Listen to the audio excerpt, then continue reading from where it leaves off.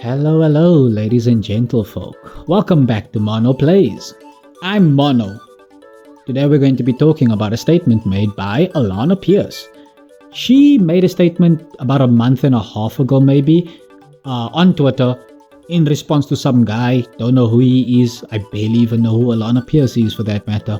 But she said, people who want games to fail are tourists, fake gamers, a lot of them.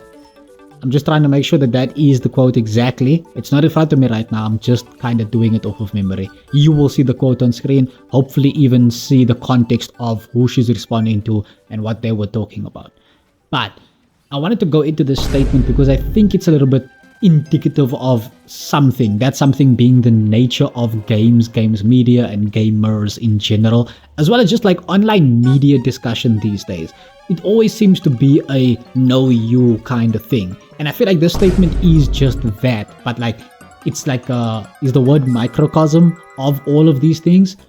Thing number one, games media in general. I'm talking about the people who make the games, the people who market the games, the people who review the games, the people who, like, I guess claim to represent us, the gamers, when they then talk about these games online. You know, those accounts that feel as though I'm not making that the claim that they are. I'm just saying it feels as though they've been paid to say good things about the game, or it feels as though they are part of a, let's say, a cabal of people who are trying to make it out that the game is a lot worse than it actually is. There are those people as well that I'm referring to when I say games media, right? But within games media, there's an attempt from a lot of these people to create a division almost deliberately amongst gamers. You know, the kind of statement made by Alana Pearce here feels like it's a microcosm of that part, right? People who want games to fail are tourists, fake gamers, a lot of them. Tourist seems to be a statement thrown around a lot when you think about something like this, right? These people who are like, oh, you're a shill, you're just a hater. You know, all these labels that get thrown around to try and delegitimize any statement made by somebody, right? It feels like that's, like there's a relation there, right? There's some sort of connection there between how someone could just throw out the statement of you're a tourist because you want games to fail, and then someone else saying, this game's actually pretty good, and everyone going, that guy's a shill, throw stones at him. Right? It seems like there's a big trend there within games media that people want to do this thing of turning someone into an other to try and make it seem as though what they have to say isn't important, what they have to say isn't honest or anything else like that. And here we have Alana Pearce making a very similar statement that if you want a game to fail, it cannot come from a good place because you're a tourist and you're a fake gamer. If you just want a game to fail, I mean, what if there's a game that could cause harm to the person who plays it, right? Let's say like it has like, it gives them an epileptic episode. Is this person wanting this particular game to fail because of that experience making them a fake gamer because they got an epileptic episode from it? Or am I being too hyperbolic? But it's not easy to dissect this statement because it's so vague and it feels like it's deliberately made vague, which leads us into the next part of this microcosm, right? This weird culture online that's starting to rise, where a lot of people will make statements about things but try and make it as vague as possible, as if to try and cover themselves from any potential criticisms, right? But also to try and get as much juice for the squeeze in terms of engagement. People do this so often. When it's a very popular video game, they will make as empty, as vacuous statements about the game in a slightly positive tone, right? To try and get as many people to go, man, I'm so glad that someone else noticed and recognizes this thing that I also enjoy and am passionate about.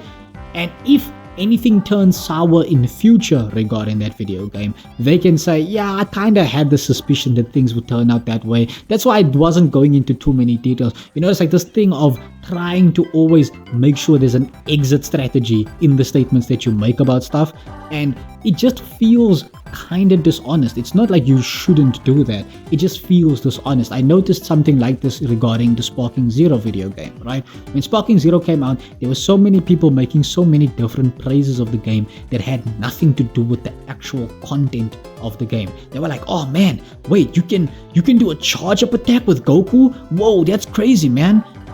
And it's almost designed in a sense to sound as though they're saying something positive, but they're just making a claim, an observation. You can do a charge attack with Goku. Yeah, you can do a charge attack with Goku. You can do a charge attack with a lot of characters in the game. Is that a good thing? Are you saying previous games in the Sparking franchise, the Tenkaichi franchise, Budokai Tenkaichi specifically, you could charge your attacks in those ones as well? You know, like charging attacks in Dragon Ball Z games isn't actually uncommon, right?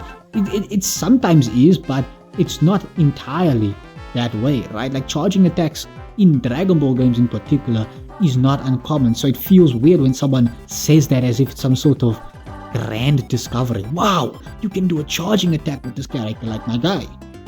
But then catch them 2 months later when things aren't looking as hype anymore, and they go, you know what, this game does have a lot of problems, man. And they start talking about things, and it's fine, but it just does feel like a lot of the things that they were saying was more so following the trend.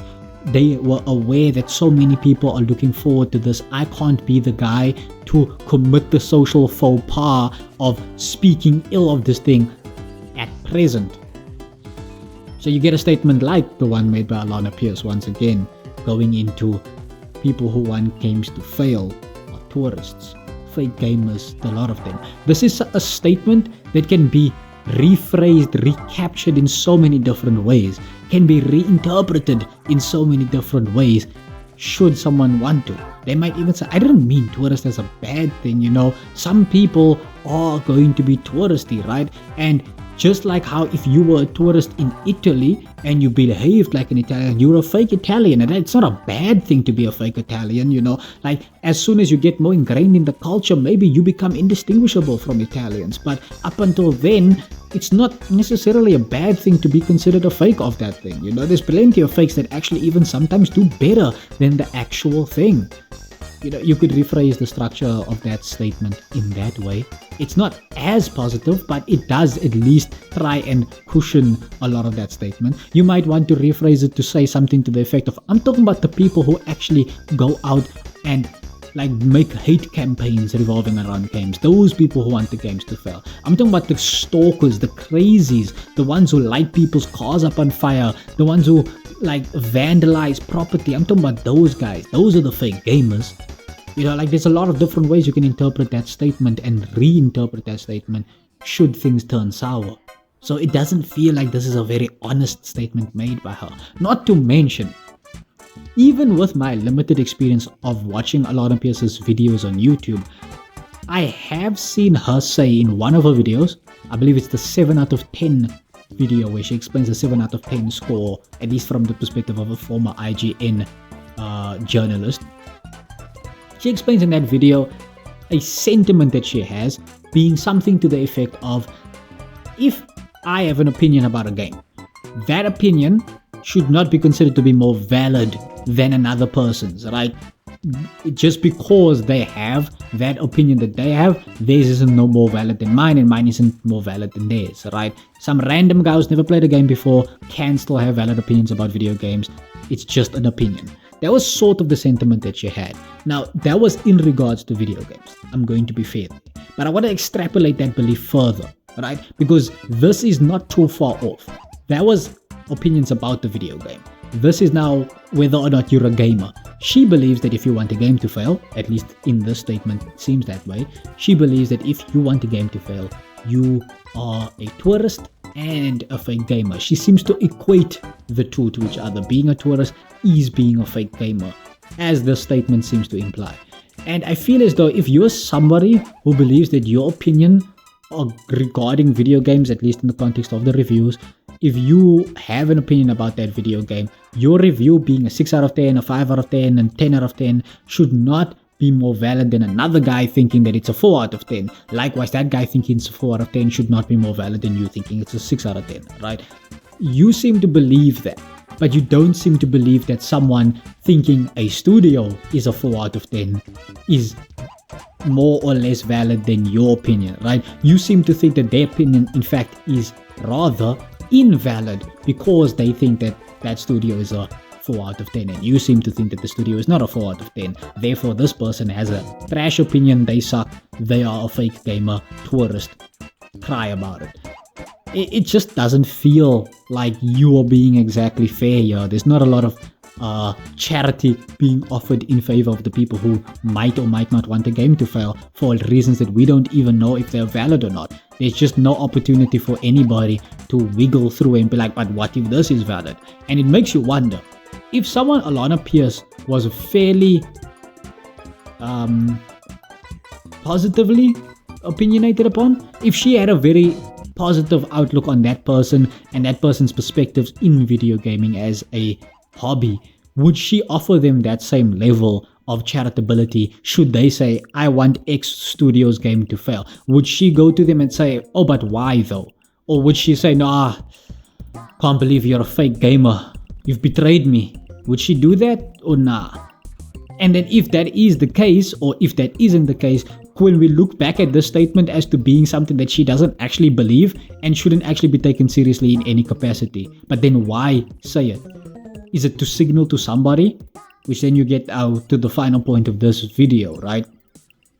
It seems as though everything is about the business. Everything's about engagement. Everything's about trying to get the people to come back, whether that be through being overly positive about something or being overly negative about something. People do that all the time, and it feels as though the gaming industry is being turned more and more into a money game, right? Everybody's trying to get in here. Everyone's trying to get the next big opinion, the next big review, or at least be the first one to make the review, to the point now where a first impression and a review is basically indistinguishable from one another. A lot of the times, in fact, the first impressions is now relabeled and reformatted to be review in progress.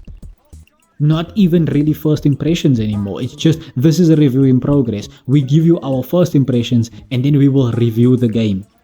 Why not just make it your first impressions and then a review of the game? It's because they want that engagement. They want people to come back. They want people to be mad, people to be happy, and they want to always keep you at the edge of your seat. They are farming people, bro. And you get that statement. Fake gamers, the lot of them. You know, there are so many people who will use tourist as a negative statement. Tourism in of itself is not negative.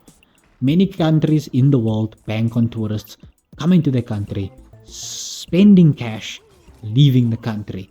A lot of countries like the fact that you will eventually leave. We know this for a fact. You will spend money and you will leave. Maybe you will even come back. Now, in the context of the online community, being a tourist isn't bad either.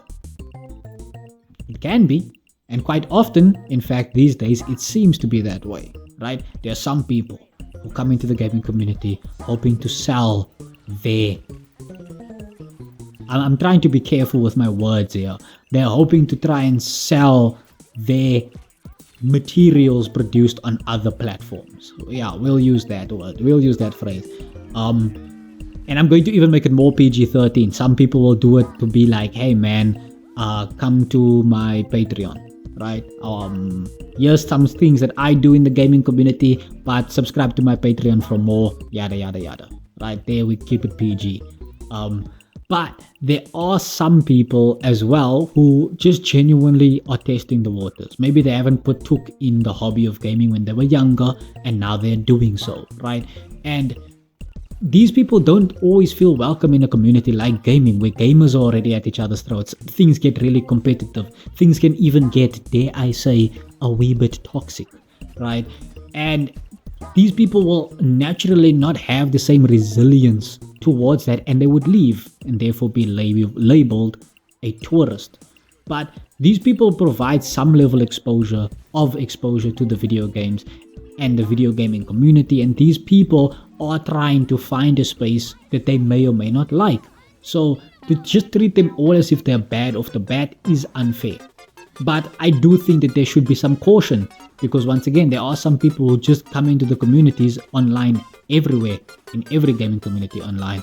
They will appear, they will peddle whatever they want to peddle, whether that be certain opinions that they have, certain positions that they want, in terms of getting like a social scoring, right? They want to be viewed first as some sort of an authority on a particular subject within video games. Then they will use that to try and get a position as a journalist writing video game articles, use that then as an opportunity to try and be a host, let's say, on video game tournaments. From being a host in video game tournaments, they keep climbing that video game ladder up until eventually you find that they're like a screenwriter for a movie somewhere, and you realize that them entering the gaming industry was an attempt to sort of expedite their journey to becoming a screenwriter.